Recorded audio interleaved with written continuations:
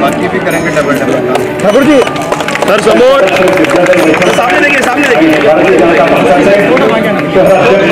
संजय वाघुले यांना विनंती करतो की वेरी गुड।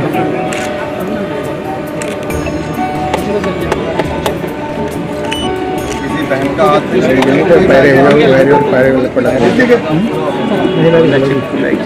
संजय केळकर, केंद्रीय मंत्री अनुराग ठाकूर, भारतीय जनता पक्षाचे शहराध्यक्ष संजयजी वाघुले गण्या आणि काय अजून फोन बघत होता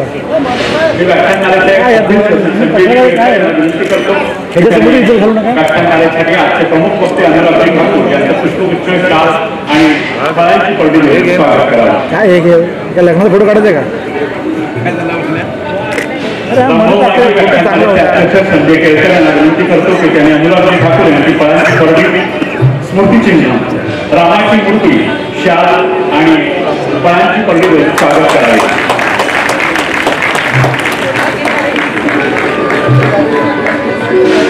हा साहेब समोर। अरे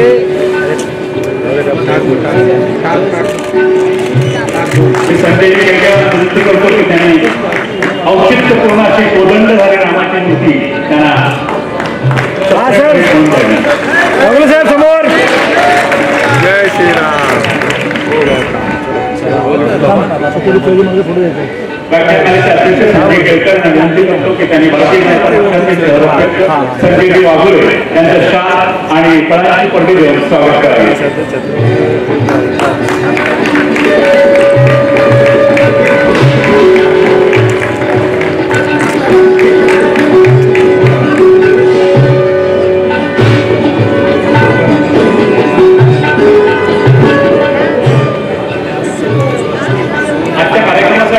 औचित्यपूर्ण असा आणखीन एक छोटासा कार्यक्रम आपण ठेवलेला आहे। राम मंदिर अयोध्येचं केंद्र विश्वचैतन्याचं हे मुळ्या प्रकाशनचं पुस्तकाचं प्रकाशन इथे होणार आहे। मी प्रकाश बापट यांना विनंती करतो त्यांनी कृपया व्यासपीठावर यावं आणि व्याख्यानमालेचे सचिव शरद पुरोहित यांना मी विनंती करतो की त्यांनी त्यांचं स्वागत करावं। मुळ्या प्रकाशनचं राम मंदिर अयोध्येचं आणि केंद्र अनुराग ठाकूर यांनी करावं अशी मी त्यांना विनंती करतो। मान्य संजयजी केळकर, अनुराग ठाकूर आणि संजयजी वाघुले हे या कार्यक्रमाचं अशा पुस्तकाचं प्रकाशन करतात।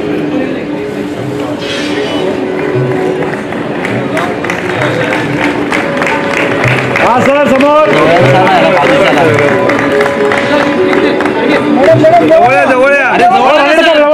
Come close please, come close झालेले आहेत आणि या पुस्तकाची प्रस्तावना राष्ट्रीय स्वयंसेवक संघाच्या केंद्रीय कार्यकारिणीचे सदस्य माननीय भैयाजी जोशी यांनी लिहिलेली आहे। त्यामुळे एका अर्थाने ह्या 4 महोदयांचे आशीर्वादच या पुस्तकाला लाभले असं आपण म्हणायला हरकत नाही। या पुस्तकामध्ये प्रामुख्याने मागच्या राम मंदिर आंदोलनाचा 500 वर्षांचा जो इतिहास आहे हा थोडक्यात या ठिकाणी पुस्तकात मांडला आहे। त्याच्यातल्या ठळक घटनांचा आपण ह्याच्यात आढावा घेतला आहे। त्यानंतर जी 2 वर्षांची आंदोलनं निर्णायक स्वरूपाची ठरली ती म्हणजे 1990 आणि 1992चं आंदोलन। या दोन्ही आंदोलनांच्या संदर्भातली माहिती या पुस्तकामध्ये देण्याचा प्रयत्न केला आहे। 1990 साली तर मुल्ला मुलायमचं सरकार होतं आणि त्या सरकारने कारसेवक अयोध्येपर्यंत येऊच नाही आहेत यासाठी प्रचंड कष्ट घेतले होते, प्रयत्न केले होते। अनेक ठिकाणी कार्यकर्त्यांना, कारसेवकांना अडवलं गेलं, तुरुंगात टाकलं गेलं, अनेक ठिकाणी गोळीबार लाठीमार झाले आणि त्या 90च्या त्या सगळ्या कारसेवेच्या अंतर्गत अनेक कारसेवकांनी हौतात्म्य पत्करलं होतं। असं असूनसुद्धा आपल्यापैकी अनेक कार्यकर्ते पोलिसांची नजर चुकवून लखनौ आणि तिकडनं पुढे अयोध्येला पोचले होते।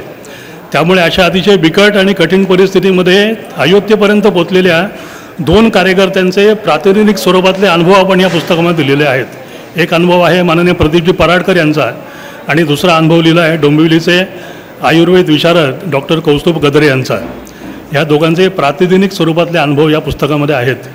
प्रत्यक्ष राम मंदिराचं बांधकाम सुरू असतानाचं आम्हाला पाहता आलं आणि त्यामुळे तिथे समन्वयक म्हणून काम करणारे जगदीशजी आफळे यांनी जवळजवळ 5-6 तासामध्ये आम्हाला त्या पूर्ण राम मंदिराचा परिसर आणि त्याची माहिती सांगितली। त्यामुळे प्रत्यक्ष राम मंदिराचं बांधकाम बघितल्यानंतर संपूर्ण राम मंदिराची माहिती तांत्रिक स्वरूपाची या पुस्तकामध्ये आपण देण्याचा प्रयत्न केला आहे. त्याचबरोबर पुढच्या काही वर्षांमध्ये अयोध्या हे वैश्विक स्वरूपाचं जागतिक केवळ पर्यटन केंद्र न राहता आध्यात्मिक नगरीसुद्धा त्याचा विकास होणार, त्या अनुषंगाने बरीच कामं तिथे सुरू आहेत. त्या अशाही मोठ्या प्रमाणात चाललेल्या कामांचा आणि अन्य योजनांचा त्या ठिकाणी आपण उल्लेख केला आहे. जगभरातल्या जवळजवळ 150 वेगवेगळ्या मंदिरांचे नकाशे बनवणारे माननीय चंद्रकांतजी सोमपुरा हे या आपल्या राम मंदिराचे आपले आर्किटेक्ट आहेत. आणि त्यामुळे त्यांचा परिचय आणि आपल्या भारतामध्ये 2 स्वरूपाच्या मंदिर निर्माण शैली विकसित झाल्या होत्या, त्या द्रविड शैली आणि नागर शैली अशा 2 शैलींचाही या ठिकाणी उल्लेख आणि माहिती आपण या ठिकाणी या पुस्तकात देण्याचा प्रयत्न केला आहे. 2 गोष्टींचा उल्लेख करतो. पहिली गोष्ट म्हणजे त्याच दिवशी आम्हाला जवळजवळ 2 तास माननीय चंपतरायजींची भेट घ्यायला मिळाली आणि त्या 2 तासामध्ये चंपतरायजींनी ह्या सगळ्या आंदोलनाचे अनेक बारकावे आम्हाला समजावून सांगितले. चंपतरायजींना आपल्याला माहिती आहे की चंपतरायजींना या सगळ्या आंदोलनाचा चालता बोलता इतिहास असं मानलं जातं आणि ह्या 500 वर्षांमधली प्रत्येक घटना तारीखवार त्यांच्या तोंडावर असते. म्हणजे प्रत्यक्ष कोर्टामध्ये सुनावणी सुरू असताना अनेक वेळा वकिलांना काही माहिती नसायची आणि वकील चंपतरायजींना रेफर करायचे आणि चंपतरायजी त्यांना तारीखवार सकट त्या सगळ्या घटनेची माहिती त्या ठिकाणी द्यायचे. तर असा एका अर्थाने आंदोलनाचा चालता बोलता ज्ञानकोश, त्यांची मुलाखत आणि त्यांची माहिती या पुस्तकामध्ये आपण दिलेली आहे. याच्या व्यतिरिक्त ह्या सगळ्या आंदोलनाला निर्णायक स्वरूपात पोहोचवण्यासाठी ज्या निवडक आणि मोजक्या व्यक्तींनी खूप महत्त्वाचं कार्य त्या ठिकाणी उभं केलं, अशा 25 निवडक मोठ्या व्यक्तींचा परिचय त्यांच्या फोटोंसहित आपण या ठिकाणी करून दिलेला आहे. त्यामुळे अशा पद्धतीने हे पुस्तक साकार झालं आहे. मी मगाशी म्हटलं तसं हे 4थं लोकार्पणाचा कार्यक्रम आहे. आपले प्रकाशक मोरया प्रकाशनचे दिलीपराव महाजन या ठिकाणी उपस्थित नाही आहेत, पण त्यांची मुलगी या ठिकाणी उपस्थित आहे. आज पुस्तकं विक्रीसाठी पण या ठिकाणी ठेवण्यात आलेली आहेत आणि प्रकाशकांच्या सूचनेप्रमाणे त्या पुस्तकाची मूळ किंमत 150 रुपये, पण या लोकार्पणाच्या कार्यक्रमाच्या निमित्ताने आज आपण सवलतीच्या मूल्यामध्ये म्हणजे 100 रुपयामध्ये आपण हे पुस्तक या ठिकाणी उपलब्ध करून दिलेलं आहे. आपण सर्वांनी जरूर या पुस्तक विक्री आजही सुरू आहे त्याचा लाभ घ्यावा. मी या ठिकाणी रामभाऊ म्हाळगी स्मृती व्याख्यानमालेचे सर्व आयोजक माननीय संजयजी केळकर, माननीय अनुरागजी ठाकूर आणि अन्य सर्वांचा या ठिकाणी मुद्दाम उल्लेख करतो, त्यांना धन्यवाद देतो आणि माझं बोलणं संपवतो. जय श्रीराम. पुतळा किंवा मूर्ती इथे अनुरागजी ठाकूर आणि संजयजी केळकर यांना त्यांनी देण्याची विनंती केली. मी वर्षा रेड्डी यांना विनंती करतो की त्यांनी स्वतः बनवलेली ही मूर्ती श्री संजय केळकर आणि अनुरागजी ठाकूर यांना सुपूर्द करावी. प्रथमतः अनुरागजी ठाकूर यांना छत्रपती शिवाजी महाराजांची पूर्णाकृती पुतळा.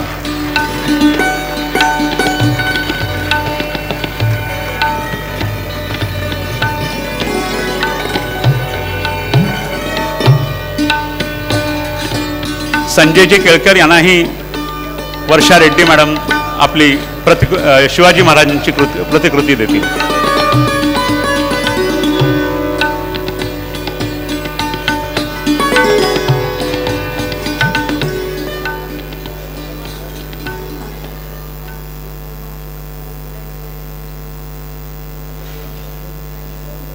धन्यवाद मॅडम.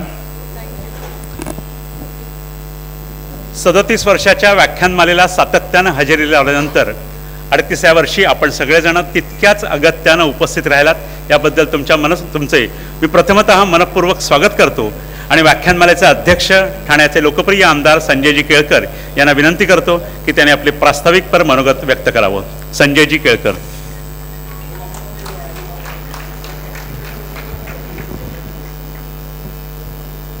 परमपूज्य रामभाऊ म्हाळगी यांना विनम्र अभिवादन करून आजच्या रामभाऊ म्हाळगी व्याख्यानमालेच्या 38व्या वर्षातील पहिलं पुष्प आणि एकूण पुष्पांमध्ये 260वं पुष्प गुंफण्यासाठी या ठिकाणी आलेले उद्घाटक म्हणून आलेले केंद्रीय मंत्री, अतिशय कर्तृत्ववान, प्रभावी असे तरुण तडफदार असे देशाचे नेते आणि टीम मोदीमध्ये झपाटल्यासारखं काम करणारे असे आमचे स्नेही आदरणीय अनुरागजी ठाकूर, भारतीय जनता पक्षाचे अध्यक्ष संजय वाघुलेजी, व्याख्यानमालेचे कार्यवाह शरद पुरोहितजी, विष्णू रानडेजी, माझ्या समोर उपस्थित असलेले सर्व आमच्या व्याख्यानमालेचे सदस्य, प्रतिष्ठित नागरिक बंधूंनो आणि भगिनींनो, खरं म्हणजे मी सुरुवातीलाच सांगितलं की ही 38व्या वर्षामध्ये व्याख्यानमालेचं पदार्पण होते. अनेक वेळेला मी सांगितलं, परंतु दरवेळेला निरनिराळी लोक येत असतात. मी गाडीमध्ये अनुरागजींना सांगितलं, त्यांनी मला विचारलं की व्याख्यानमालेची उगम कसा झाला.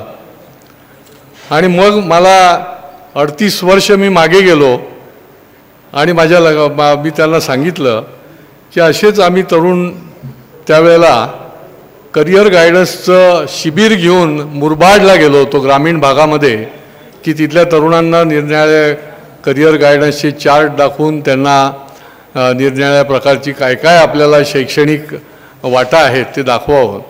आणि रात्रीच्या वेळेला आम्ही थंडीच्याच काळात शेकोटीच्या भोवती बसलो होतो आणि त्यावेळेला काही महिन्यापूर्वीच रामभाऊ म्हाळगींचं निधन झालं होतं. आणि आमच्या डोक्यामध्ये विचार चालत होता, कारण की रामभाऊ म्हाळगी हे केवळ ठाण्याचे खासदार नव्हते, तर देशातला एक आदर्श लोकप्रतिनिधी असं त्यांचं नाव होतं. आणि त्याच्यामुळे सारा देश आणि सारं पार्लिमेंट देखील रामभाऊ म्हाळगींकडे एक वेगळ्या आदराने बघत होते. त्यामुळे आमच्या मनात विचार आला की आता ह्यांचं स्मारक, एकतर पुतळा, रस्त्याला नाव, परंतु त्याच्या पलीकडे काय करता येईल आपल्याला. आणि त्या भावनेतून आमच्या मनात आलं की आपण एक ज्ञान, प्रबोधन आणि मनोरंजनाचं एक वैचारिक व्यासपीठ आपण इथे सुरू करू. ठाणे हे एक सांस्कृतिक नगरी आहे, ऐतिहासिक नगरी आहे आणि या ठिकाणी जुनी वाचनालय आहेत. याचा अर्थ ही एक संस्कृतीचं एका प्रकारे या ठिकाणी दर्शन होत असतं आणि खूप मोठ्या प्रमाणामध्ये रसिक श्रोते आहेत. आणि म्हणून त्या प्रेरणेतून आम्ही ही व्याख्यानमाला सुरू केली. आणि बघता बघता बघता ही 259, म्हणजे याचं वैशिष्ट्य असं की कुठलाही वक्ता जो आलेला आहे तो रिपीटच झाला नाही. म्हणजे आम्हालासुद्धा हवा असा वाटत होता की परत यावं. आता जसा अनुरागजी है, आप फिर बार बार आए ऐसा हमें भी लगता है, लेकिन हमने जब तक यहाँ पे बहुत सारे अवेलेबल है कर्तृत्ववान लोग, तो उनको लाने की हम कोशिश करते हैं. तर त्यामुळे 259 आणि हे आता 260वं आपलं पुष्प उद्घाटनाचं आणि विषयाचं गुंफायला या ठिकाणी आलेत. आणि त्यामुळे मला आनंद वाटतो की याच्यामध्ये याचं श्रेय जे आहे, ही ठाणेकरांची व्याख्यानमाला आहे, ठाणेकरांनी उचलून धरलेली व्याख्यानमाला आहे. आणि त्याला भाणगी व्याख्यानमाला, ही प्रतिष्ठेची व्याख्यानमाला, त्यांनी केलेली व्याख्यानमाला आहे. आणि त्यामुळे सर्व चढ उतारामध्ये देखील ही व्याख्यानमाला जी आहे ती सुरू राहिली. आणि याच पटांगणावर कधी शाळेच्या या बाजूला, कधी त्या बाजूला शाळेचं निरनिराळ्या प्रकारे दुरुस्ती, नवीन बांधकाम होतं, त्याप्रमाणे जागा इकडच्या ऐवजी तिकडे, परंतु वास्तू हीच. असं हे 8 ते 14 जानेवारी किंवा 9 ते 15 जानेवारी सुरू झालं. आणि हा एक प्रकारचा वैचारिक असा यज्ञ आहे असं मी समजतो. ज्ञानाचा यज्ञ आहे, प्रबोधनाचा यज्ञ आहे. आणि तो या सर्व रसिक श्रोत्यांच्यामुळे अखंडपणे चालू ठेवण्यामध्ये आम्हाला यश मिळालेलं आहे. मी आपल्याला मनापासून आपल्या सगळ्यांचं, रसिक श्रोत्यांचं मी स्वागत करीन.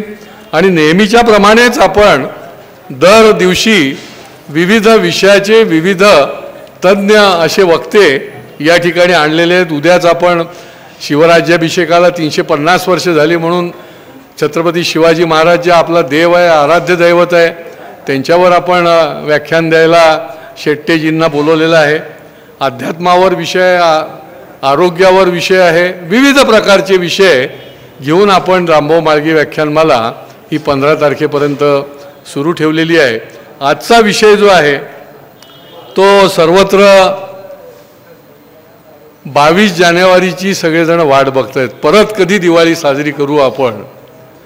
या 500 वर्षाच्या लढाईच्या नंतर 22 जानेवारीला प्रभू रामचंद्राचं अयोध्येमध्ये भव्य दिव्य मंदिराचं लोकार्पण होणार आहे, जगाला लोकार्पण होणार आहे. आणि त्यामुळे हा विषय असा ठेवलेला आहे, श्रीरामाची पूजा ते राष्ट्रपूजा. आणि त्या विषयावर उद्घाटनाच्या बरोबरच अनुरागजी आपल्याला या ठिकाणी आपल्याला मार्गदर्शन करणार आहेत. त्या काळामध्ये मला आठवतं आहे की 1990 साली असेल, 1992 साली असेल, देशामधनं असंख्य कारसेवक जसे गेले तसं मला देखील संधी मिळाली. 1990 साली मुल्लायम, आम्ही त्या काळामध्ये मुल्लायमच म्हणायचो मुलायमला, की ज्याने एक चिठी भी हम जाने नहीं देंगे असं सांगितलं होतं. त्यावेळेला हजारो लाखो कारसेवक 90 साली देखील गेले होते. त्याच्यामध्ये आम्हाला जाण्याचा संधी मिळाली. इकडे वैशंपायन बसलेले आहेत, विजय जोशी आहेत, ॲडव्होकेट सुभाष काळे आहेत, अनेक जणांना त्या काळामध्ये त्या ठिकाणी जायची संधी मिळाली. 1992 साली देखील प्रत्यक्ष ज्या वेळेला तो ढाचा पडला त्यावेळेलाही त्या ठिकाणी आम्हाला याची देही याची डोळा ज्याला म्हणता येईल, तर त्या ठिकाणी उपस्थित आम्ही कारसेवकच्या नात्याने उपस्थित होतो. याचा सार्थ अभिमान आणि तो दिवस कधीही विसरणार नाही आयुष्यामध्ये. 6 डिसेंबर 92 अशा प्रकारचं ते सगळं वातावरण आणि दृश्य होतं. आज त्यामुळे हा विषय जो आहे तो अनुरागजींना आम्ही विनंती केली. मी मनापासून तमाम आमच्या सर्व ठाणेकरांच्या तर्फे, आमच्या व्याख्यानमालेतर्फे अनुराग जी आपको मैं बहुत बहुत धन्यवाद दूंगा कि आपने इतने व्यस्त समय में हमने आग्रह किया, मैंने आपको ज़बरदस्ती की, ऐसे भी कहेंगे तो चलेगा, लेकिन आपने ये निमंत्रण का स्वीकार किया. ये रामभाऊ म्हाळगी के व्यासपीठ की पुण्याई है, म्हाळगी जी की पुण्याई है. तो हम आपका बहुत बहुत स्वागत करते हैं. आणि या निमित्ताने अनुरागजींच्या माध्यमातून आपल्याला हा विषय जो आहे तो देखील ऐकायला मिळेल. पुन्हा एकदा मी सर्व या ठिकाणी उपस्थित असलेल्या माझ्या ठाणेकर रसिक श्रोत्यांचं मनापासून स्वागत करतो. आणि एकच जाताना दोहा सांगतो. अभी आपको भी हिंदी में थोड़ा बताना पड़ेगा ना, क्योंकि अभी राम का सब चल रहा है. तो था, किस रावण की भुजे काटू, किस रावण की भुजे काटू, किस लंका को आग लगाऊं, किस रावण की भुजे काटू, किस लंका को आग लगाओ, दरदर रावण दरदर लंका. आजच्या काळामध्ये दरदर रावण दरदर लंका आहे.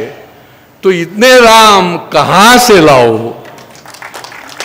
आणि त्याच्यामुळे ही सज्जन शक्ती, प्रभू रामचंद्राला आदर्श मानणारी शक्ती, ही शक्ती जी आहे ती अधिक वाढवण्यासाठी आणि ज्या ज्या ठिकाणी असे रावण असतील त्यांच्यावर त्यांचा नाश करण्यासाठी, ही शक्ती वाढत राहण्यासाठी ही प्रभू रामचंद्रांची पूजा आहे. आपल्या सगळ्यांचं मी पुन्हा एकदा स्वागत करतो आणि माझं मनोगत पूर्ण करतो. धन्यवाद. ज्या व्याख्यानासाठी आपण जमलेले आहोत त्या 38व्या वर्षाच्या पहिल्या व्याख्यानासाठी आज आपल्यामध्ये अनुरागजी ठाकूर उपस्थित आहेत. हिमाचल प्रदेशातील हमीरपूर लोकसभा मतदारसंघाचं ते 2008 सालापासून प्रतिनिधित्व करतात. 2008, 2009, 2014, 2019 या लोकसभा मतदारसंघामध्ये हमीरपूरचं त्यांनी प्रतिनिधित्व केलेलं आहे. आणि 2019 पासून क्रीडा, युवक कल्याण आणि इन्फॉर्मेशन अँड ब्रॉडकास्टिंग या मंत्रालयाचा ते कार्यभार स्वीकारलेला आहे. 2019 सालापासून क्रीडा खात्यातली त्यांची कामगिरी ही लक्षणीय आहे. हे आपल्याला ऑलिम्पिकपासून किंवा एशियाच्या आपल्या वाढलेल्या पदक संख्येतनं कळलं असेलच. मी अनुरागजींना विनंती करतो की त्यांनी आपल्या आजच्या दिवसाच्या आणि या वर्षीच्या व्याख्यानमालेचं श्रीराम पूजा ते राष्ट्रपूजा या विषयाला सुरुवात करावी. I would like to request Anuragji Thakur for his lecture. Thank you sir.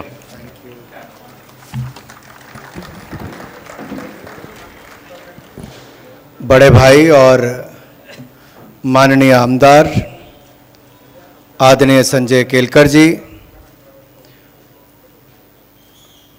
थाने शहर के अध्यक्ष आदरणीय संजय बागुले जी, सचिव रामभाऊ म्हाळगी श्री शरद पुरोहित जी,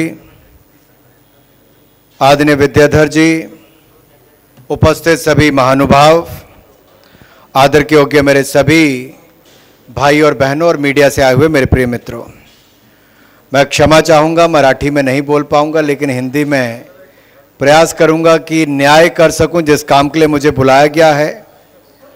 तो आप सबको मेरी ओर से जय श्री राम, जय जय सिया राम, जय जय राम. गोस्वामी तुलसीदास जी ने रामचरितमानस में लिखा है, सगुन होहि सुंदर सकल, मन प्रसन्न सब केर, प्रभु आगमन जनाब जनू, नगर में चहुफेर। यानी जब राम भगवान का आगमन होने ही वाला था, तब पूरी अयोध्या में शगुन होने लगे, तब सभी का मन प्रसन्न होने लगा, पूरा नगर रमणीक बन गया। ऐसा शगुन आज भी हो रहा है। आज हमारा भारत राममय है। आगामी 22 जनवरी को रामलला की जन्मभूमि में भव्य राम मंदिर में प्राण प्रतिष्ठा का कार्यक्रम होने जा रहा है। भारतीयों की सदियों का इंतजार, 500 वर्षों का संघर्ष, 100 सालों से ज्यादा कोर्ट के चक्कर अब पूरे हो गए। भव्य राम मंदिर का निर्माण भी हम सबकी आंखों के समय ही हो रहा है। तो आपकी सदियों की प्रतीक्षा और धैर्य की मिली विजय का ये प्रतीक भी है। इस पर आप सबको बहुत बहुत बधाई और बहुत बहुत मंगल कामनाएं। प्रिय स्वजनों, मेरे लिए परम सौभाग्य की बात है कि मुझे रामभाऊ मालगी स्मृति व्याख्यान के इस 38वें अध्याय में आप सबके समक्ष अपने विचार रखने का अवसर मिला है। राम पूजा से राष्ट्र पूजा पर केंद्रित ये व्याख्यान गान बिल्कुल ठीक और समय की मांग के अनुसार है। सभी आयोजक साधुवाद के पात्र हैं, क्योंकि राम पूजा हमारी आत्मा का दीप जलाती है। हमारी सत्यनिष्ठा, न्यायप्रिय, दयालु और करुणामयी बनते हैं। ये वही गुण है जो एक अच्छे नागरिक, एक आदर्श भारतवासी को परिभाषित करते हैं। मित्रों, जो भी रामभाऊ मालगी प्रबोधनी के कार्यक्रमों में आते हैं, वो कुछ नया सीखकर और ढेर सारी सकारात्मक ऊर्जा लेकर जाते हैं। जिस प्रबोधनी के नाम ही राम से शुरुआत हो, वहां काम तो अच्छे होंगे ही। और आज तो आपने राम पूजा से राष्ट्र पूजा की बात कही है, तो रामभाऊ मालगी प्रबोधनी में तो राम के नाम से शुरू किया था, लेकिन राष्ट्र के नाम से ही काम शुरू किया था। और 38 वर्षों से चलता ये काम कहीं ना कहीं आप जैसे बुद्धिजीवियों के माध्यम से समाज में एक नई जागरूकता लो पैदा करता है।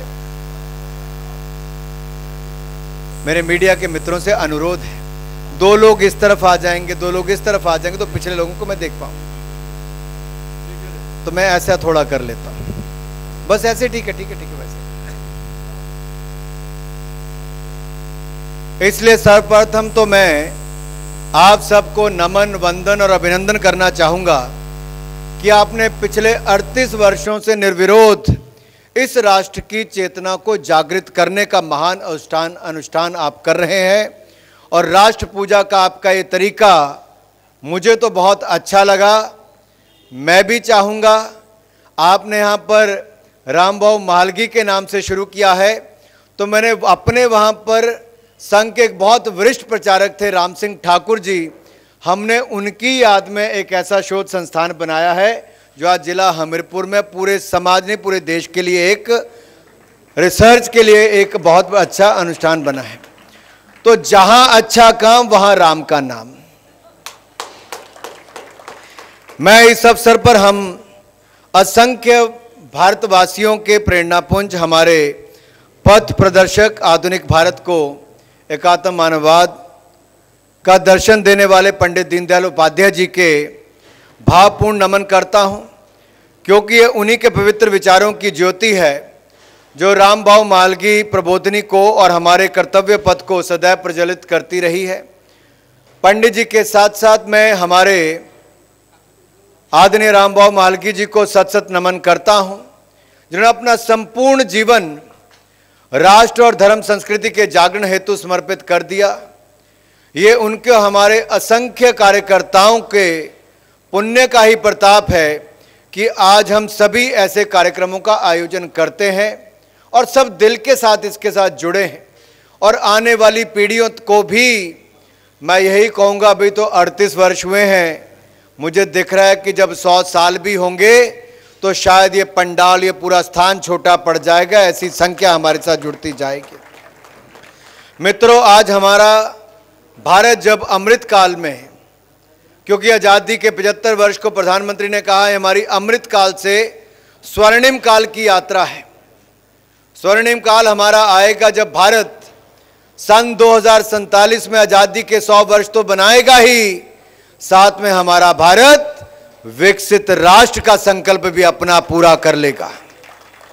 तो विकसित राष्ट्र बनाने की ओर हम जो कदम ताल करते जा रहे हैं, तब प्रबोधिनी जैसी संस्थानों की महत्ता अत्यधिक प्रासंगिक हो जाती है, क्योंकि किसी भी राष्ट्र के नवनिर्माण हेतु एक स्वदेशी दर्शन, चिंतन और विचारधारा की बहुत ज़रूरत होती है। और ये ज़रूरत हमारे उन वरिष्ठ नेताओं ने उस समय सोची जब शायद देश में बहुत कम लोग उस दिशा में आगे बढ़े थे। जब राष्ट्र अपनी जड़ों को काटकर आगे बढ़ता है, उसके सदैव खंडित होने का डर बना रहता है।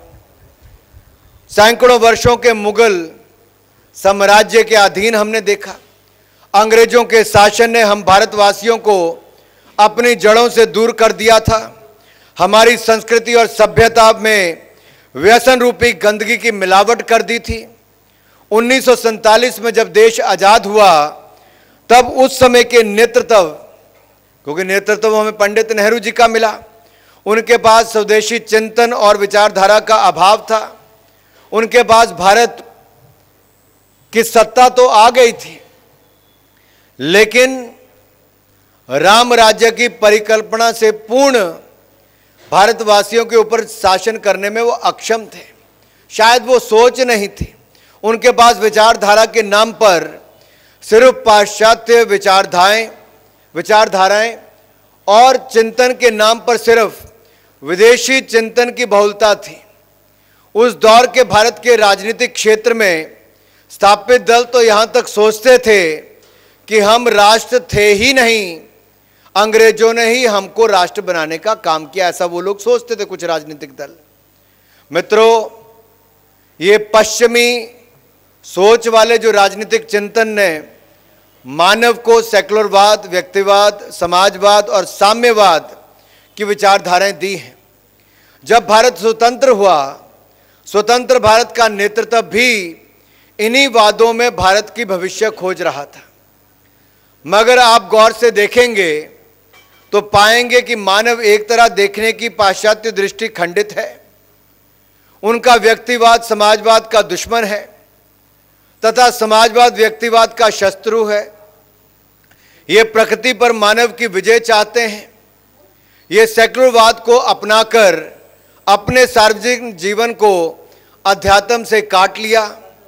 अतः भौतिकवाद बनाम अध्यात्म, स्टेट बनाम चर्च, रिलीजन बनाम साइंस के द्वंद्व मूलक समीकरण वहां उत्पन्न हुए।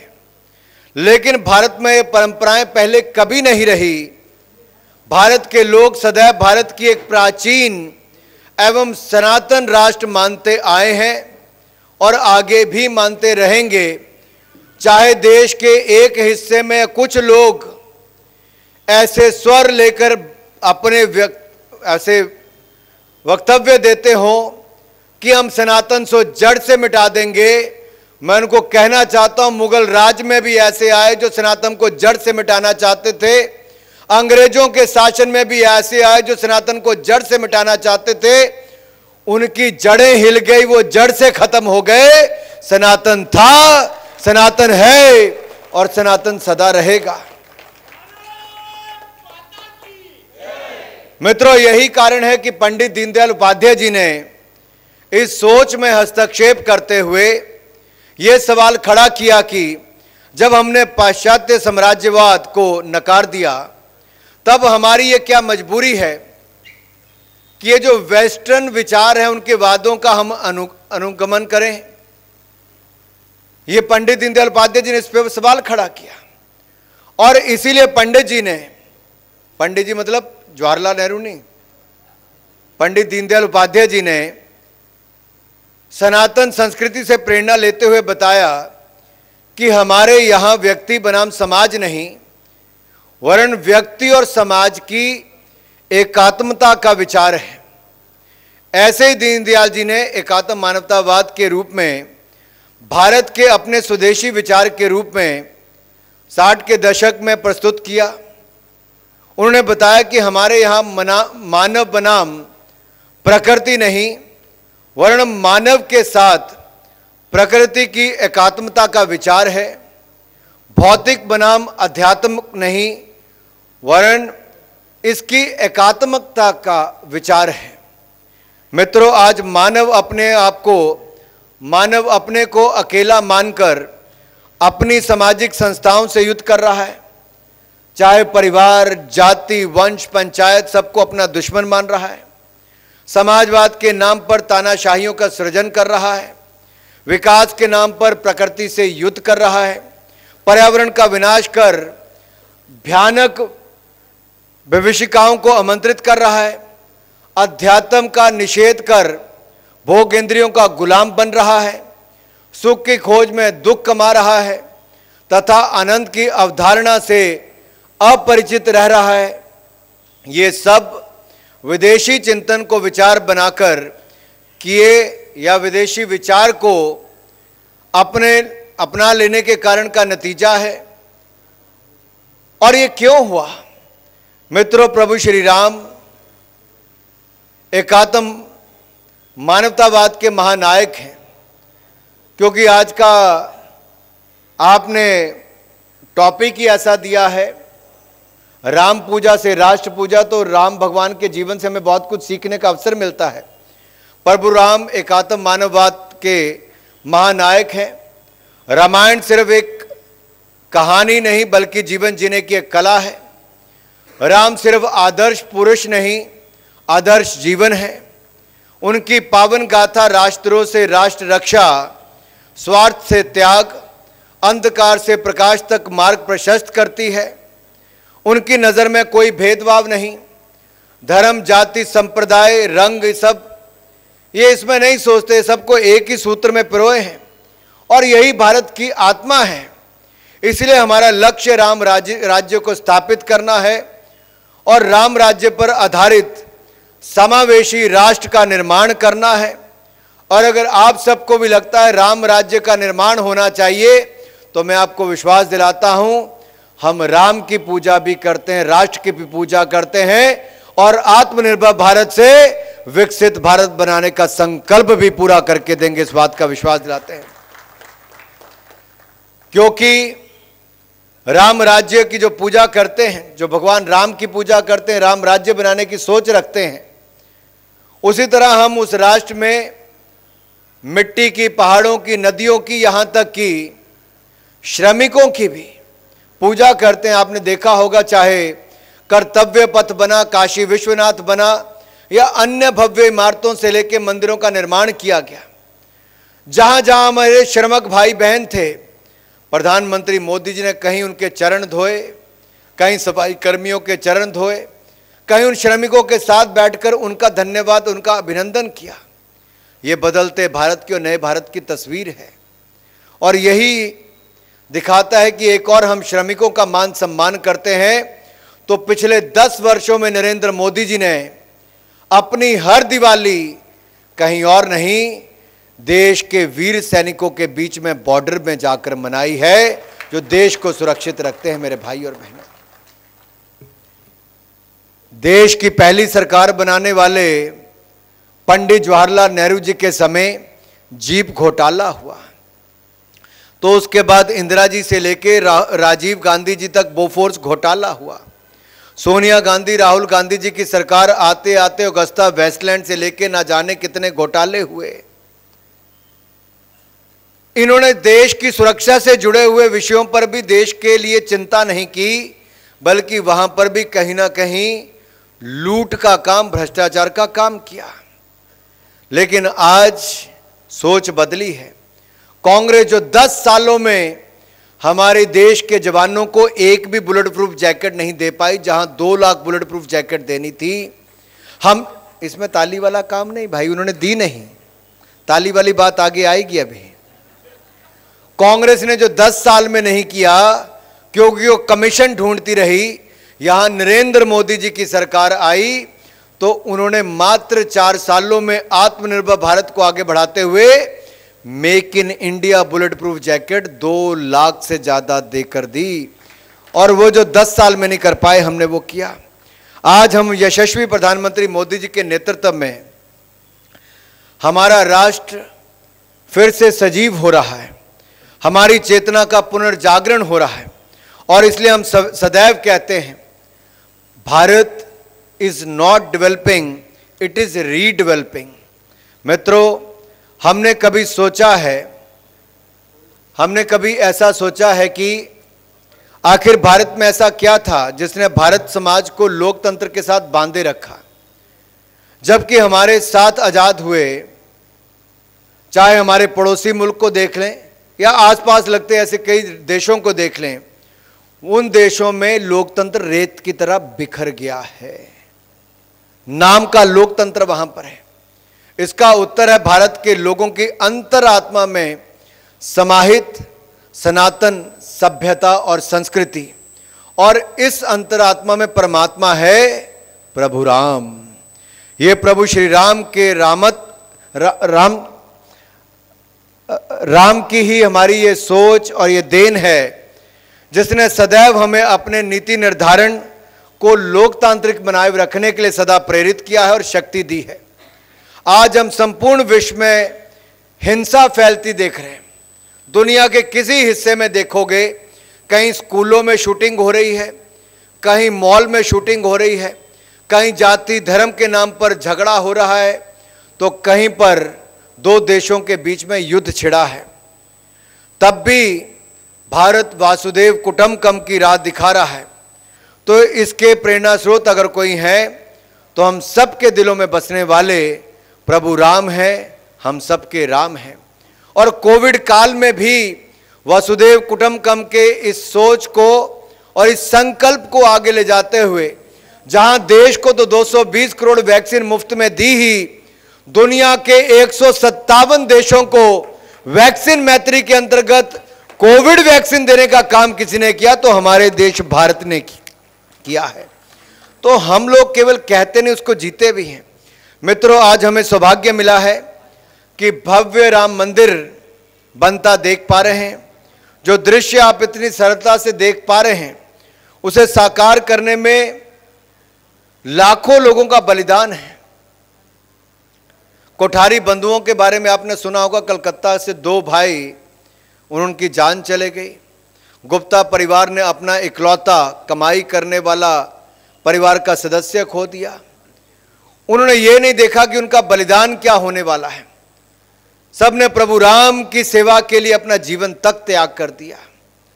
कईयों ने कोर्ट कचहरी के चक्कर काटते काटते भी अपना जीवन खपा दिया।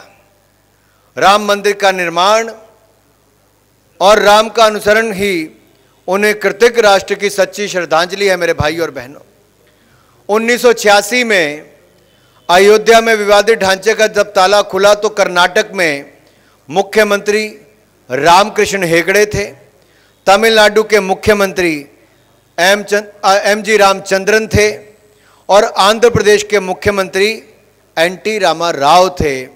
यानी कि तीनों के नाम में राम थे। श्री राम, श्री कृष्ण, भगवान शंकर इस राष्ट्र के आराध्य देव हैं।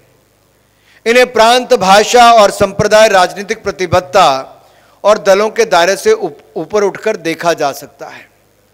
आज ऐसे कुछ लोग हैं जो राजनीति में इतने गिर गए हैं कि उनके नाम के साथ भी राम लगा होगा, लेकिन राम मंदिर का भी विरोध करेंगे, राम को काल्पनिक बताएंगे, राम सेतु को काल्पनिक बताएंगे और राम मंदिर के लिए जो अब कार्यक्रम चल रहा है उसको भी ढोंग कहेंगे, सनातन का अपमान करेंगे। ये राजनीति में कुछ इतना गिर गए हैं कि कईयों ने तो देश को उत्तर दक्षिण में, आर्य या द्रविड़ या अनार्य के बीच में उनमें मतभेद या आपस में लड़ाने में हर तरह के प्रयास किए गए। एक तरह से देखा जाए तो कोई कसर उन्होंने छोड़ी जाति धर्म संप्रदाय के नाम पे बांटने पर। लेकिन जब राम मंदिर का निर्माण हो रहा है तो इस कई सौ एकड़ भूमि के अंदर उत्तर प्रदेश सरकार का और वहां के राम न्यास में उन लोगों का प्रयास है कि देश के हर राज्य से वहां पर कुछ ना कुछ बने, उसका एक रूप देखा जाए। एकता अनेकता में एकता का, एक भारत श्रेष्ठ भारत, उसको लेकर आगे बढ़ता हुआ वहां पर आज काम चल रहा है। आप में से बहुत सारे लोगों को 22 तारीख के बाद वहां जाने का अवसर मिलेगा। आप देखेंगे कोविड काल में देश में क्या क्या नहीं हुआ। ये राम पूजा से राष्ट्र पूजा एक उसमें भी दिखती है। राम में विश्वास करने वाले हम जैसे लोगों ने पिछले 100 सालों की सबसे बड़ी चुनौती अगर कोई थी, आपदा थी, तो कोविड थी। उस कोविड के संकट से बाहर निकाल कर भी लाए। जो दुनिया भर के लोग कहते थे इस आपदा में, महामारी और भूखमरी से देश खत्म हो जाएगा, करोड़ों लोग मर जाएंगे, अर्थव्यवस्था खत्म हो जाएगी। मैं आज आपसे पूछना चाहता हूं, राम भक्त नरेंद्र मोदी देश के प्रधानमंत्री थे तो उसी कोविड काल में क्या क्या नहीं हुआ। जो भारत कभी वैक्सीन दूसरे देशों से लाता था, हमने एक नहीं 2-2 वैक्सीन राम जी के आशीर्वाद से अपने भारत में बनाने का काम किया और 220 करोड़ वैक्सीन मुफ्त में लगाने का काम किया। 80 करोड़ लोगों को मुफ्त में अनाज 30 महीने तक भारत में देने का काम किया और अगले 5 साल की मुफ्त अनाज की गारंटी भी मोदी की गारंटी दे दी है कि अगले 5 साल की गारंटी दे देंगे। ये राम पूजा राष्ट्र पूजा ही है मेरे भाई और बहन। उसी समय हमने आत्मनिर्भर भारत का नारा भी दिया। लोग कहते हैं क्या था आत्मनिर्भर भारत, आप दुनिया से कट जाओगे। हम दुनिया से कटे नहीं, दुनिया में भारत के बढ़ते कदम को दिखाया है। आज से 6 साल पहले आपके हाथ में जो मोबाइल फोन था वो कभी made in China, made in Vietnam, made in Sweden और मेड इन ताइवान होता था। भारत दुनिया का सेकंड लार्जेस्ट इंपोर्टर था। आज 6 सालों में आत्मनिर्भर भारत के कारण आज दुनिया का सेकंड लार्जेस्ट मैन्युफैक्चरर भारत बन गया है। यह भारत ने करके दिखाया है। टॉयज की मैं बात करूं, 3 साल पहले तक हमारे 95% से ज्यादा खिलौने आयात होते थे, इंपोर्ट होते थे। आत्मनिर्भर भारत ने खड़ा कर दिया भारत के व्यापार को, बाजार को। आज 87% से ज्यादा भारत के खिलौने मेक इन इंडिया है। ये आत्मनिर्भर भारत की ताकत है। आप इसको राष्ट्र पूजा कहें, राम पूजा कहें, मैं आपके ऊपर छोड़ता हूं। आप राष्ट्र की पूजा करते रहिए, राम पूजा साथ साथ होती रहेगी मेरे भाई और बहनों। हमें अपने देश को बल देना है। इसी तरह से मैं आपको अनेकों उदाहरण आगे दूंगा, लेकिन मैं इतना ही कहूंगा मेरे मित्रों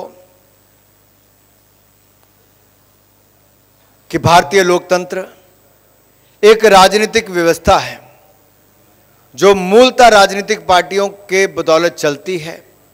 हमारे संविधान निर्माताओं ने संविधान के माध्यम से एक समतामूलक समाज के निर्माण की नींव रखी थी, परंतु कांग्रेस ने उसी नींव पर हथौड़ा चला दिया।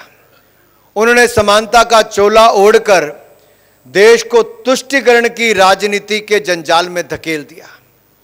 जात पात धर्म के नाम पर कांग्रेस की विभाजनकारी नीतियों के दुष्परिणाम देश ने वर्षों तक भुगते हैं। कांग्रेस ने वामपंथियों के साथ मिलकर बांटो और राज करो की नीति को आगे भी बढ़ाया और बच्चों और शोध विद्यार्थियों के किताबों में घोल दिया। यह कौन सी मजबूरी थी कि जिसने भारत के इतिहास की पुस्तकों में भारत के नायकों को जगह देने की बजाय उन्हें सिर्फ हारा हुआ दिखाया और आक्रमणकारियों का महिमा मंडल उन्होंने पिछले 60-65 वर्षों में किया। ये कांग्रेस ने भी किया और वामपंथियों ने भी किया।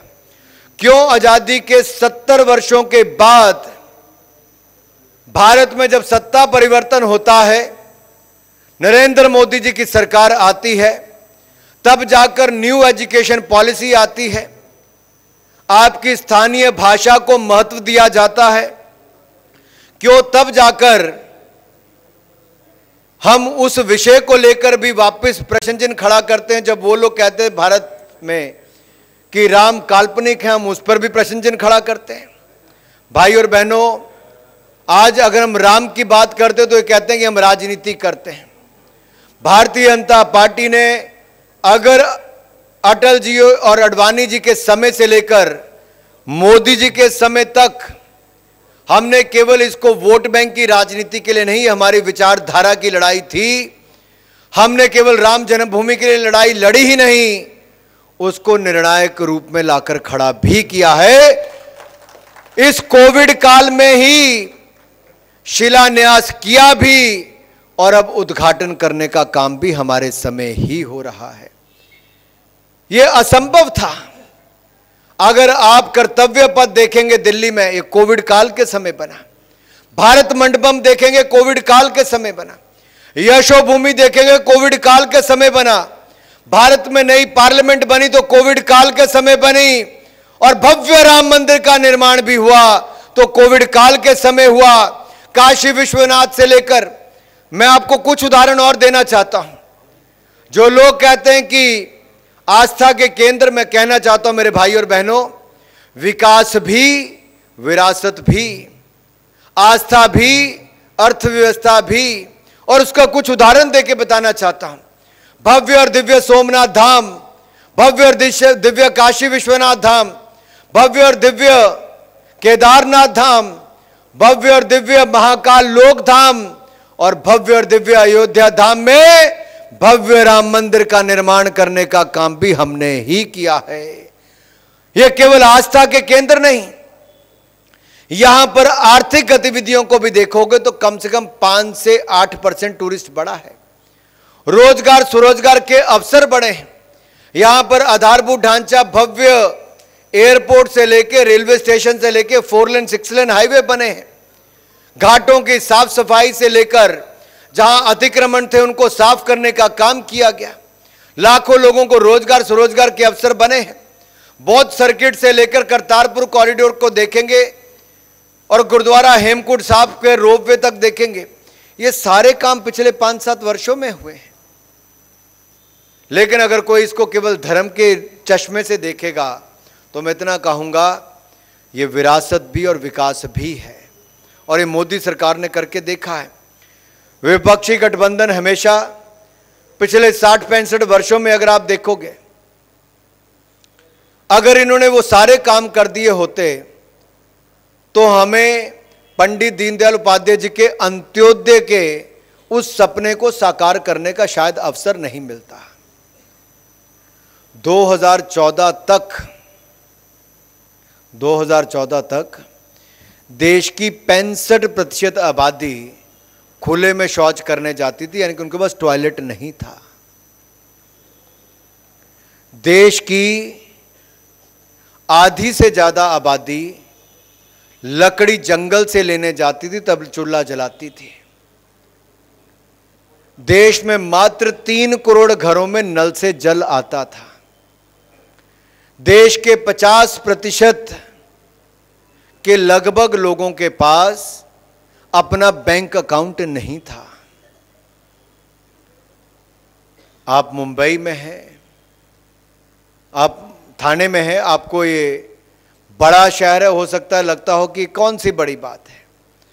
आप उस महिला से पूछिए जिसके जीवन की शुरुआत होती थी भीषण गर्मी में तपती लू से अपने परिवार को बचाए कैसे, क्योंकि पक्का मकान नहीं था, या भारी ठंड पड़ती हो तो कम कमाते बच्चों को गर्मी कैसे दे, क्योंकि छत पे छत नहीं थी।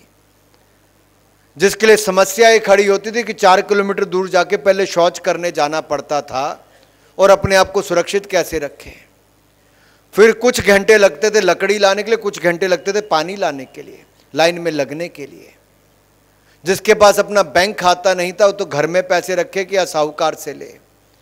आज उसके जीवन में कितना बड़ा बदलाव आया होगा जब देश में 12 करोड़ शौचालय बने, 13 करोड़ घरों को नल से जल मिला, 60 करोड़ लोगों को 5 लाख का इलाज आयुष्मान भारत में मुफ्त में मिला, हर घर को बिजली, हर गांव को बिजली मिली, 4 करोड़ लोगों को पक्के मकान मिले जिसमें से 80% महिलाओं के नाम पर रजिस्ट्री हुई। 12 करोड़ शौचालय बनाकर हर किसी को शौचालय की सुविधा दी, 80 करोड़ लोगों को मुफ्त में अनाज दिया, जिसके पास बैंक खाता नहीं था 47 करोड़ लोगों को बैंक खाते दिए। ये राष्ट्र पूजा नहीं तो और क्या है, ये राम भक्तों के जीवन में एक बड़ा बदलाव लाने का काम किया है। ये राष्ट्र पूजा के साथ राम पूजा भी है, क्योंकि अगर गरीब भूखा सोएगा तो कोई राम की पूजा अधूरी है मेरे भाइयों। भूखे पेट पूजा पाठ नहीं हो सकता है। हम जितना मर्जी कह लें, सबसे पहले गरीब की सेवा करनी जरूरी है।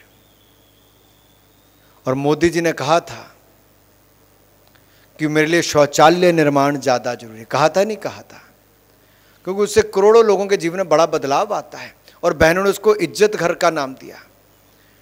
मेरे भाई और बहनों, इसके साथ साथ और राष्ट्र पूजा क्या होती है। मैं 1997 में जब पहली बार अमेरिका गया, मैं एक ट्रेड फेयर के लिए शिकागो गया था, क्योंकि शिकागो में मैकॉमिक प्लेस पे ट्रेड फेयर होता था। मेरे मन में बहुत था कि यहाँ स्वामी विवेकानंद जी ने आके भाषण दिया था। एक युवा के नाते उस समय मुझे लगता था मैं भी वहाँ जाऊँगा, कितनी इंस्पिरेशन मिलेगी। और 15 अगस्त के आसपास वहाँ पे अखबार छपा, तो मैंने सुबह की अखबार उठाकर देखा तो लिखा था, India a country of snake charmers and beggars celebrating 50 years of independence. मेरे जैसे युवा के मन पे क्या बीती होगी कि सपेरे और भिखारियों का देश अपने 50 वर्ष मना रहा है आजादी के।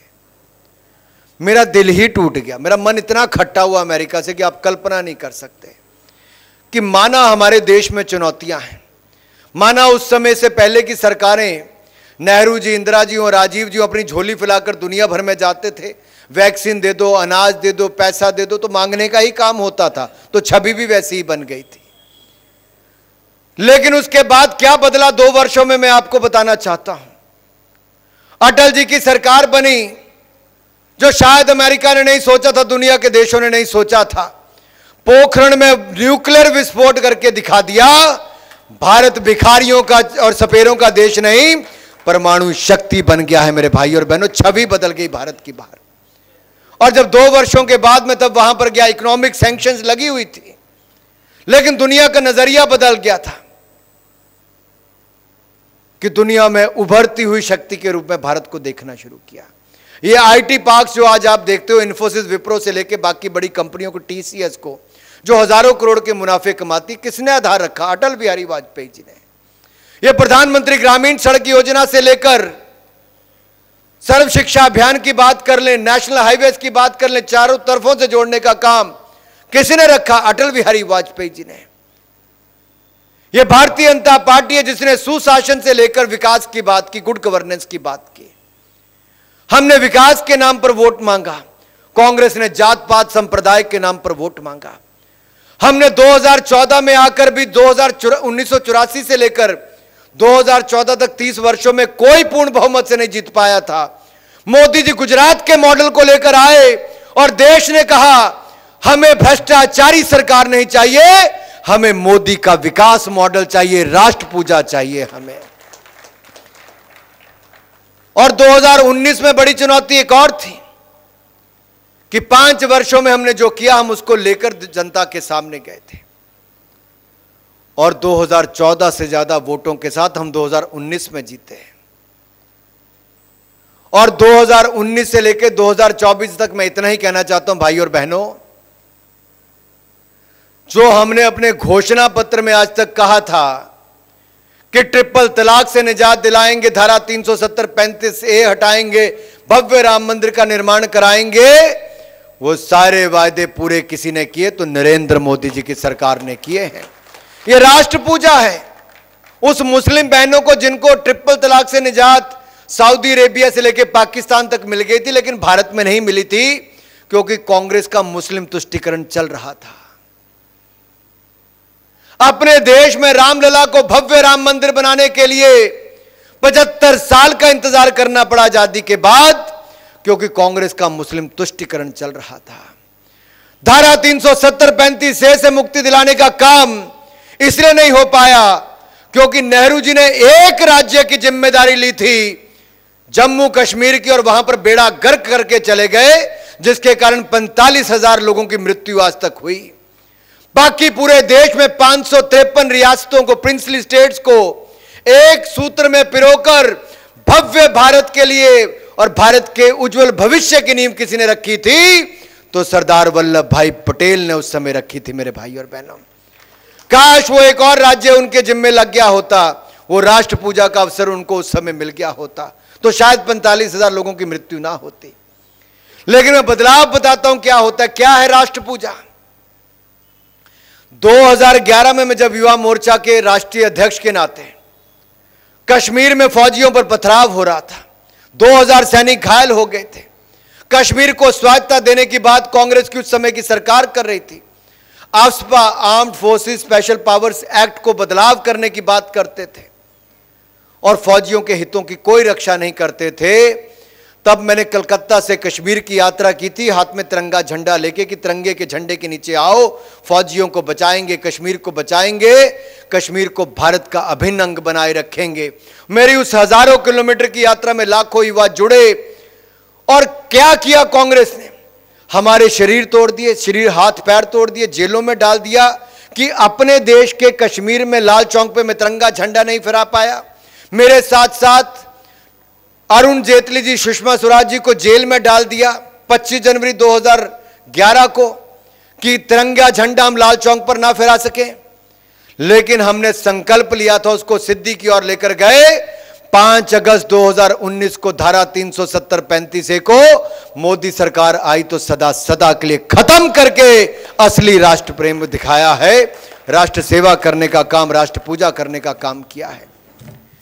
जहां तिरंगा झंडा पैरों तले रोन दिया जाता था, जहां तिरंगा झंडा फाड़ दिया जाता था, जहां तिरंगे झंडे को आग लगा दी जाती थी और लाल चौक पर पाकिस्तान का झंडा फहराने का काम भी कुछ लोग करते थे, आज वहीं पर कश्मीर की गली गली में तिरंगा झंडा फहराता है। इससे बड़ी राष्ट्र पूजा और राम पूजा क्या होगी मेरे भाई और बहनों? आज आप जाइए जम्मू कश्मीर के किसी कोने में, उसी लाल चौक पर 24 घंटे वहां पर तिरंगा झंडा फहराता है। तिरंगे की रोशनी में हमारा लाल चौक जगमगाता है।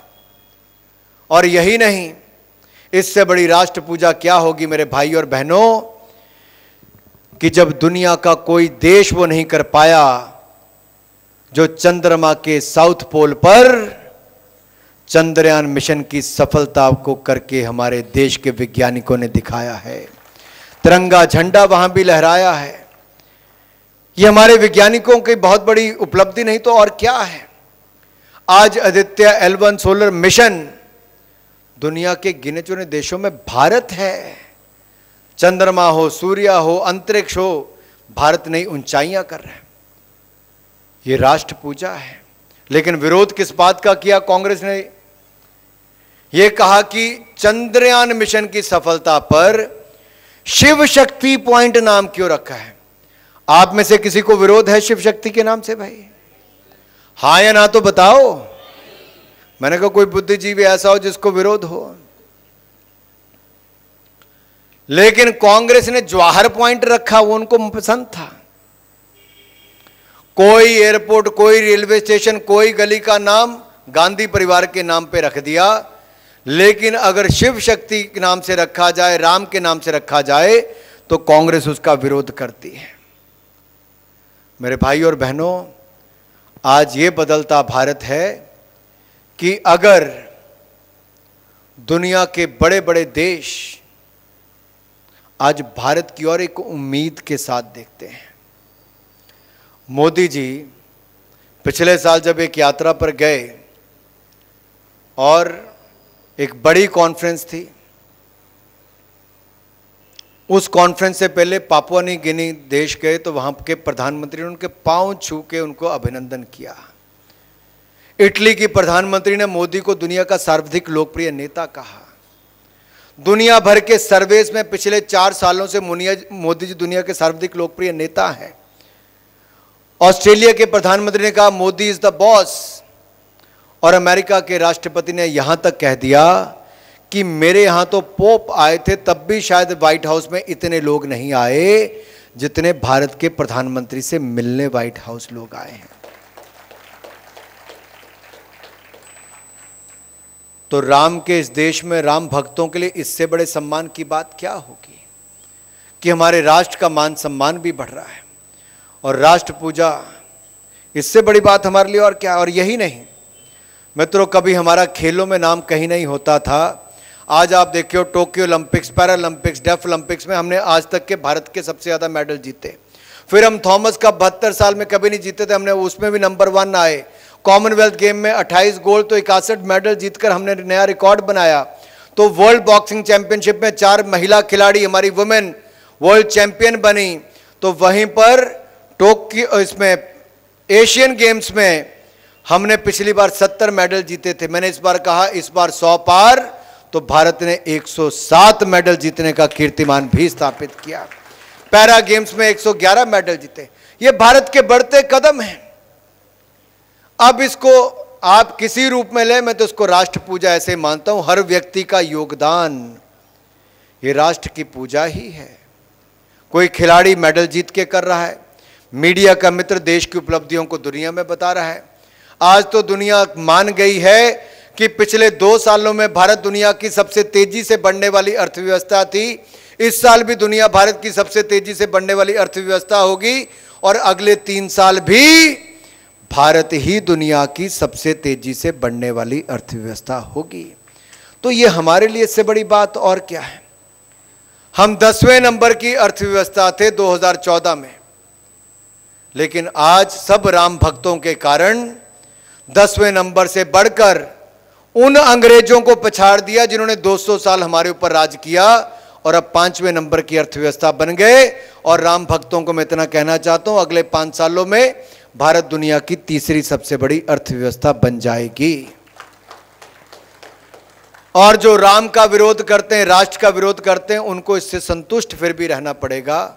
उनको मन को तसल्ली देनी पड़ेगी कि तीसरी बार फिर मोदी सरकार ही बनेगी और राष्ट्र को आगे बढ़ाने का काम भी करेगी और तीसरी अर्थव्यवस्था भी बनेगी।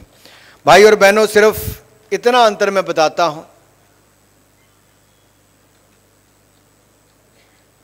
कि जब हमारी सरकार बनी, मैं सरकार के साथ इसलिए जोड़ रहा हूं क्योंकि मैं एक राजनीतिक पार्टी से आता हूं और आप लोगों ने हम जैसे लोगों को चुनकर भेजा है। मैं 4थी बार लोकसभा का सांसद बना। तो मैंने मोदी जी का जब भाषण सुना तो मैंने कहा, मोदी जी ने कहा कि मेरी सरकार गरीब की, वंचित की, शोषित की, पीड़ित की होगी। सबका साथ सबका विकास इस मूल मंत्र के साथ चलेंगे। हम गरीब कल्याण करेंगे। और आज मैं देखता हूं कि पिछले 10 वर्षों में एक नई ऊंचाइयों पर उसको ले गए हैं। मेरा विश्वास मानिए, गरीब कल्याण के लिए जितना काम पिछले 10 वर्षों में हुआ है, ये जिस तरह से ईश्वर की सेवा की जाती है, उसी तरह से गरीब की सेवा करके सही मायने में ईश्वर के आशीर्वाद के बिना, राम के आशीर्वाद के बिना ये संभव ही नहीं हो सकता था कि इतनी चुनौतियों के बीच में से देश को निकाल कर कोई ले जाए। ये राष्ट्र भक्त और राम भक्त ही कर सकते थे और ये हम सब के बीच में मोदी जी ने करके दिखाया है। मेरे भाई और बहनों, इतनी चुनौतियां थी। एक समय था जब नेहरू जी कहते थे हिंदू चीनी भाई भाई, और 1962 की युद्ध की लड़ाई में अरुणाचल से लेके तेजपुर तक आके पहुंच गए थे, असम तक। वो हिंदू चीनी भाई भाई करते रहे। लेकिन अब थोड़ी सी भी आंख चीन ने दिखाई, अतिक्रमण करने का प्रयास किया, तो हमने अपनी सेना को कहा मुंह तोड़ जवाब दो। और डोकलाम की घटना में भारत की सेना ने वो मुंह तोड़ जवाब दिया है कि अब वापस आंख उठाकर चीन भी नहीं देखता है। मेरे भाई और बहनों, ये राष्ट्र पूजा है। और ये तभी होता है जब राम का आशीर्वाद पीछे से होता है, आप जैसे राम भक्तों का आशीर्वाद पीछे से होता है। फिर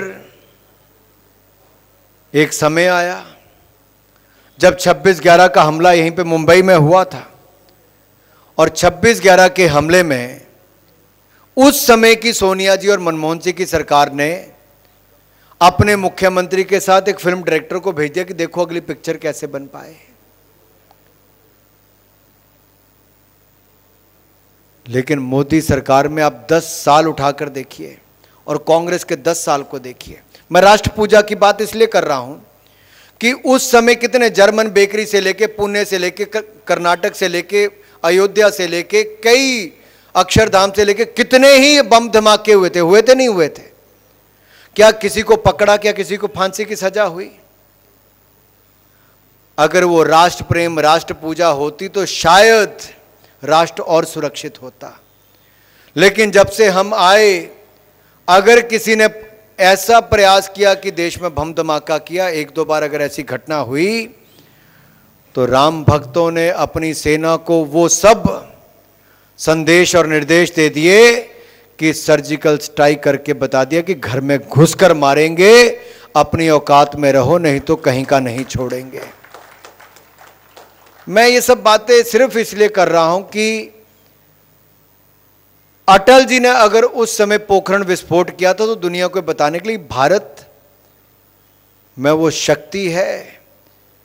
और भारत के ऊपर इकोनॉमिक सैंक्शंस लगने के बाद हम अपना बाजार इतना बड़ा थे कि हम सरवाइव किए और थ्राइव भी किए, आगे भी बढ़े। आज भी दुनिया भर के देशों में भारत ने संदेश दे दिया है कि भारत जो डिजिटल इंडिया, हम राम भक्त हैं मैं कहता हूं, लेकिन डिजिटल इंडिया दूसरा स्वरूप देखिए। आपको आयुष्मान भारत के साथ अब आभा कार्ड भी मिलते हैं, क्योंकि आपका नेशनल हेल्थ मिशन के अंतर्गत अब आपको डिजिटल कार्ड मिलने वाले हैं, जहां पर आपको अपनी फाइलें उठा के अपने एक्सरे, एमआरआई ये सब नहीं लेके जाना पड़ेगा, वो कार्ड में ही सब कुछ होगा। जैसे कल तक आप नकद पैसा देते थे, अब आपको अपने मोबाइल फ़ोन से पेमेंट करते हैं। आप याद करो, पार्लियामेंट में पूर्व फाइनेंस मिनिस्टर ने कहा कि मोदी जी क्या 7.5 रुपया कोई महिला जाके कहीं देने होंगे तो कैसे देगी? फ़ोन से दे पाएगी क्या? इंटरनेट कनेक्शन होगा, मोबाइल फ़ोन होगा क्या? नहीं। आज मैं आपसे पूछता हूँ, क्या आप में से कोई मोबाइल फ़ोन से अपनी पेमेंट करता है कि नहीं करता है? करते हैं। क्या आज से 5-7 साल पहले आप ऐसा सोचते थे? जनधन, आधार, मोबाइल दे के आज सीधा बैंक खाते में पैसा आता है। आज गैस सिलेंडर के पैसे भी अगर सब्सिडी जिसको मिलेगी उसके खाते में आएगी, पेंशन भी खाते में आएगी। पहले फर्जी खाते चलते थे और खाने का काम होता था, आज बैंक खाते खोल दिए, उसमें खाते में पैसा डालने का काम होता है। और दुनिया भर में आरोग्य सेतु ऐप हो, कोविन ऐप हो, तो भारत ने ही बनाई। कोविड वैक्सीन का डिजिटल सर्टिफिकेट भी आपको भारत में ही मिला, दुनिया के किसी देश ने नहीं दिया। और अब दुनिया भर में सबसे ज़्यादा डिजिटल पेमेंट देने का काम, डिजिटल पेमेंट करने का काम 47%, 47% डिजिटल पेमेंट अगर दुनिया की कहीं पर होती है तो हमारे देश भारत में होती है। ये बहुत बड़ी बात है, छोटी बात नहीं है। अब आप इसमें बोलेंगे देश राष्ट्र पूजा, इसमें क्या? इसमें भाई साहब राष्ट्र पूजा ये है कि जब करेंसी छापनी पड़ती है तो उसका पेपर भी विदेश से आता है, उसके अंदर जो एक लाइन आप लंबी देखते हो, थ्रेड जो लगता है वो भी विदेश से ही आता है, इंक क्या वो भी विदेश से ही आती थी, ऐसी ही हालत थी पहले। अगर हम डिजिटल की ओर जाएंगे तो हमें उतना ही लाभ मिलने वाला है। आज सोलर पावर की ओर जा रहे हैं तो इसका मतलब हमारी एनर्जी नीड्स कम हो रही हैं। इलेक्ट्रिकल व्हीकल की ओर जा रहे हैं तो एनर्जी नीड्स कम हो रही हैं। हाइब्रिड व्हीकल की ओर जा रहे हैं, एनर्जी कंजम्पशन, ग्रीन हाइड्रोजन की तरफ जा रहे हैं तो इसका मतलब एनर्जी नीड्स हमारी इंपोर्ट हम उसको कम करने जा रहे हैं, सेल्फ रिलायंट, आत्मनिर्भर ज्यादा होंगे। ये राष्ट्र पूजा ही है। राष्ट्र पूजा इसलिए कर रहा हूं कि हमारे ऊपर, दूसरों के ऊपर निर्भरता कम होगी और आत्मनिर्भरता बढ़ेगी, तो ये राष्ट्र पूजा ही है। और राष्ट्र पूजा इसलिए कि इससे हमारे देश के अंदर रोजगार स्वरोजगार के अवसर खड़े होंगे और इससे कारोबार भी खड़ा होगा। देश में अगर 940 बिलियन एफडीआई आई होगी तो उसमें से 550 बिलियन केवल पिछले 10 सालों में आई है। ये राष्ट्र पूजा ही है। अगर देश की फॉरेक्स रिजर्व्स लगभग $600 बिलियन के नज़दीक होंगे तो ये राष्ट्र पूजा ही है, क्योंकि you are safe that ways. मैं सारे उदाहरण देने जाऊंगा तो शायद बहुत लंबा समय हो जाएगा। मैं एक बात आपसे जरूर करना चाहता हूं, क्या आप राष्ट्र पूजा करने में विश्वास रखते हैं? क्यों मैं राम पूजा की बात करूंगा तो आप बोलोगे देखो आगे धर्म की बात करता है। मैं राष्ट्र पूजा में विश्वास रखते हैं कि नहीं रखते हैं? तो क्या स्वच्छता अभियान में सहयोग दोगे? कर सकते हो। क्या साक्षरता अभियान में, लिटरेसी कैंपेन में सहयोग दे सकते हो? कोई अनपढ़ ना हो ऐसा कर सकते हो? क्या माई लाइफ प्रोग्राम जो मोदी जी ने दिया है, 9 आग्रह मोदी जी ने किए, बहुत आसान है। पानी की बूंद बचाना या ऐसे बिजली बचाना या पर्यावरण को बचाना, यह भविष्य की और वर्तमान पीढ़ी के लिए है। यह आपकी राष्ट्र पूजा ही है। पंचप्रण का पालन करना, पंचप्रण की प्रतिज्ञा लेके पूरा करना, यह राष्ट्र पूजा है। क्या है पंचप्रण? भारत को विकसित राष्ट्र बनाना है, गुलामी की मानसिकता से मुक्ति पानी है, हमें अपने संस्कृति, विरासत, परंपराओं पर गर्व करना है, उसको आगे बढ़ाना है, हमें एकता, एकजुटता को बढ़ाना है, और 5वीं, हर नागरिक को अपना कर्तव्य पालन करना है। यह राष्ट्र पूजा ही है। अगर हर नागरिक के राष्ट्र पूजा करेगा तो राम राज्य का निर्माण अपने आप हो जाएगा। आप राष्ट्र पूजा कीजिए, राम पूजा अपने आप हो जाएगी। आप गरीब की भलाई कीजिए, भगवान के द्वार में, घर में आपकी घंटी अपने आप बज जाएगी। आप किसी के जीवन में थोड़ा सा बदलाव लाएंगे, थोड़ा सा सुख लाएंगे, तो भगवान की असीम कृपा भी आपके ऊपर बनेगी। आप राष्ट्र पूजा भी कीजिए और राम पूजा भी कीजिए, और राम भाव मालगी से जुड़े रहिए और लोगों को और जागरूक कीजिए। मैं इतना ही कहूँगा भाई और बहनों, वंचितों के लिए वरीयता की बात हमने केवल कहीं नहीं, करने का काम भी किया है। और पंडित दीनदयाल उपाध्याय जी के अंत्योदय के उस पूरी कल्पना को अगर पंक्ति के अंत में खड़े व्यक्ति के जीवन में बदलाव लाने का काम किसी ने किया है, तो मैं कह सकता हूं हमारी सरकार ने किया है। राष्ट्र पूजा करने का काम किया है। और मैं आपको छोटा सा उदाहरण देता हूं। 74 एयरपोर्ट थे, हमने 150 एयरपोर्ट कर दिए। 7 एम्स थे, 23 एम्स कर दिए। 400 मेडिकल कॉलेज थे, 700 नए खोल दिए। 3,20,000 किलोमीटर ग्रामीण सड़कें थी, 4 लाख किलोमीटर नई बना दी। 95,000 किलोमीटर नेशनल हाईवे थे, 1.5 लाख किलोमीटर कर दिए। और यही नहीं, 16 आईआईटी और 12 आईआईएम थे, अब 23 और 19 कर दिए। हमने 1100 यूनिवर्सिटीज कर दी। और यही नहीं, दुनिया का चौथा सबसे बड़ा मेट्रो नेटवर्क हमने बना दिया। आत्मनिर्भर भारत की कल्पना को आगे बढ़ाते हुए 1 लाख करोड़ का डिफेंस प्रोडक्शन हमने इस साल कर दिया। 16,000 करोड़ का एक्सपोर्ट कर दिया, और अगले 3 सालों में 50,000 करोड़ का एक्सपोर्ट हम लोग कर देंगे। यह आत्मनिर्भर भारत और राष्ट्र पूजा ही है।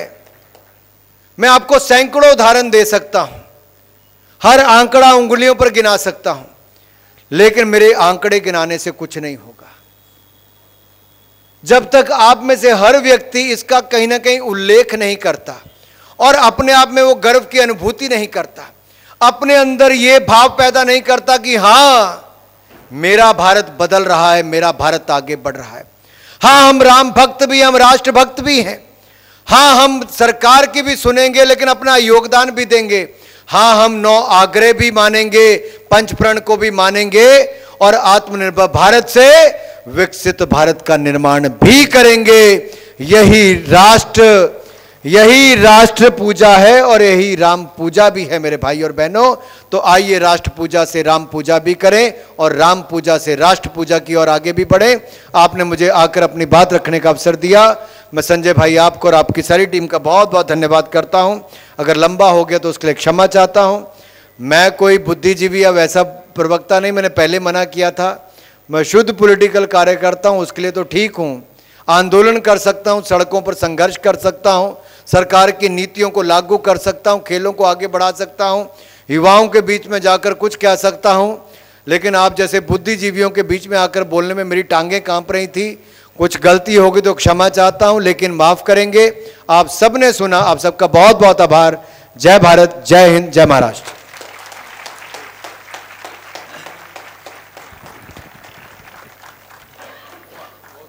श्रीरामपूजा ते राष्ट्रपूजा करत असताना अनुरागजींनी समृद्धीची असंख्य फुलं गेल्या काही वर्षात जी वाहिली गेली आहेत त्याचा उल्लेख केला आणि समृद्धीच्या महामार्गांचाही उल्लेख त्यामध्ये केला, ज्याच्यातून अनेक ठिकाणची ऊर्जाही मिळाली।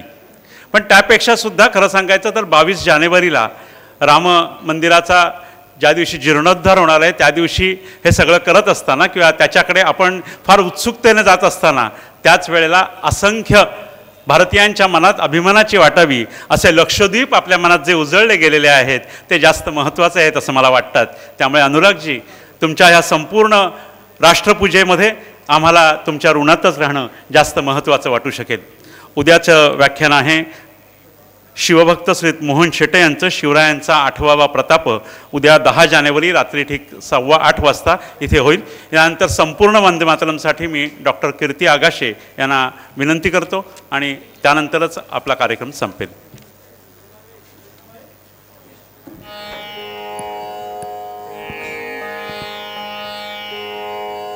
वंदे मातरम् सुजलां सुफलां मलयज शीतलां सस्यश्यामलां मातरं वन्दे मातरम्. शुभ्रज्योत्स्ना पुलकितयामिनी कुसुमित द्रुमदलशोभिनी सुहासिनीं सुमधुरभाषिणीं सुखदां वरदां मातरं वन्दे मातरम्. कोटि कोटि कंठ कलकल निनाद कराले कोटि कोटि भुजय धृत खर करवाले अबला के नो माँ ए तो बले बहुबलधारिणी नमामि तारिणी रिपुदलवारिणी मातरं वन्दे मातरं. तुमि विद्या तुमि धर्म तुमि हृदय तुमि मर्म त्वं हि प्राण शरीरे बाहुते तुमि मा शक्ति हृदये तुमि मा भक्ति तोमारे प्रतिमा गढ़ी मंदिरे मंदिरे मातरं वन्दे मातरं. त्वं हि दुर्गा दश प्रहरणधारिणी कमला